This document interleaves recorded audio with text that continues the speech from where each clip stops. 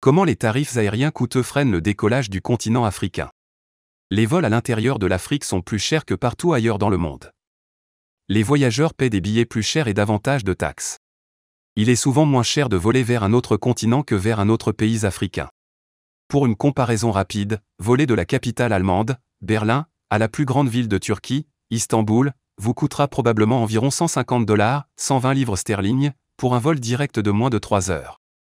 Sur une distance similaire, par exemple entre Kinshasa, capitale de la République démocratique du Congo, et Lagos, la plus grande ville du Nigeria, vous devrez débourser entre 5 cents et 850 $, avec au moins un changement, pour un vol pouvant durer jusqu'à 20 heures. L'Association internationale du transport aérien, IATA, l'organisme commercial mondial représentant quelques 300 compagnies aériennes qui assurent environ 83% du trafic aérien mondial, affirme que si seulement 12 pays clés d'Afrique collaboraient pour améliorer la connectivité et ouvrir leur marché, cela permettrait de créer 155 000 emplois et d'augmenter le produit intérieur brut, PIB, de ces pays de plus de 1,3 milliard de dollars. L'aviation contribue directement au PIB de chaque pays. Elle génère du travail et active l'économie, déclare Kamil Alawadi, vice-président régional de l'IATA pour l'Afrique et le Moyen-Orient. Adefola Kadeyeye, professeur adjoint de droit commercial à l'Université britannique de Durham, estime lui aussi que l'Afrique dans son ensemble passe à côté de la plaque en raison de la médiocrité de ses services aériens. Il est prouvé que le transport aérien stimule l'économie. Comme nous l'avons vu sur d'autres continents, les compagnies aériennes à bas prix peuvent améliorer la connectivité et les coûts, ce qui stimule le tourisme, qui crée ensuite beaucoup plus d'emplois, ajoute-t-elle.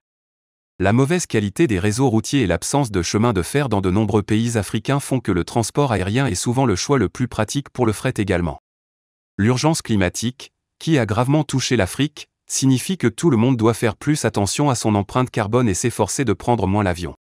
Bien qu'environ 18% de la population mondiale vive en Afrique, cette région représente moins de 2% du trafic aérien mondial et, selon le Programme des Nations Unies pour l'environnement, seulement 3,8% des émissions mondiales de gaz à effet de serre. En revanche, les États-Unis et la Chine produisent respectivement 19% et 23% des émissions de gaz à effet de serre. L'Afrique est peut-être riche en minéraux et en ressources naturelles, mais sur les 46 nations figurant sur la liste des pays les moins avancés des Nations Unies, 33 se trouvent sur le continent, et la pauvreté reste la plus grande menace quotidienne pour des millions de personnes sur le continent. Mais il y a aussi une classe moyenne grandissante qui pourrait potentiellement voyager par avion si les billets étaient vendus à des prix similaires à ceux de l'Europe ou d'ailleurs. L'Afrique doit se doter d'une stratégie cohérente pour résoudre le problème de la médiocrité de ses services aériens si elle veut transformer ses économies, déclare Zemedene Negatu, président mondial de la société d'investissement Fairfax Africa Fund, basée aux États-Unis. Selon lui, les vols à l'intérieur de l'Afrique sont encore structurés autour d'accords bilatéraux lourds d'un pays à l'autre, et la plupart des compagnies aériennes nationales africaines couvrent à peine leurs coûts, tandis que certaines sont même déficitaires. Chaque gouvernement africain souhaite voir son drapeau sur la queue d'un avion à l'aéroport d'Heathrow ou de JFK, mais les gouvernements africains doivent comprendre que les compagnies aériennes autonomes ne sont pas viables. Monsieur Zemedene estime que les compagnies aériennes africaines devraient s'inspirer de l'Europe et former d'importants partenariats, comme entre les compagnies nationales Air France et KLM des Pays-Bas, et le groupe anglo-espagnol International Airlines Group, IAG, formé par British Airways et Iberia. Selon lui, même sur le marché riche de l'Europe, le conglomérat est la voie à suivre pour que les compagnies aériennes puissent survivre et fournir un service moins cher et plus fiable. Le système actuel en Afrique est très fragmenté, et bien que 35 pays aient signé le marché unique du transport aérien africain, une initiative de l'Union africaine, UA, visant à libérer le ciel pour les compagnies aériennes africaines et à réduire les coûts, il faudra des années avant qu'il ne soit mis en œuvre. Selon M. Awadi de l'IATA, les gouvernements sont réticents à travailler ensemble. Chaque État pense savoir comment mieux gérer la situation et s'en tient à ses solutions, même si elles ne sont pas très efficaces, explique-t-il. En fin de compte, il s'agit d'une entreprise et il y a un niveau de protectionnisme qui commence à nuire à l'industrie de l'aviation. Il n'y a alors aucun avantage à avoir son propre transporteur national.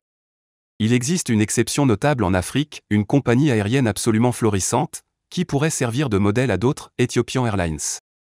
Il y a un peu plus de 15 ans, la compagnie employait environ 4000 personnes. Aujourd'hui, ce chiffre dépasse les 17 000. Elle appartient à l'État, mais est entièrement gérée comme une entreprise commerciale, sans ingérence du gouvernement.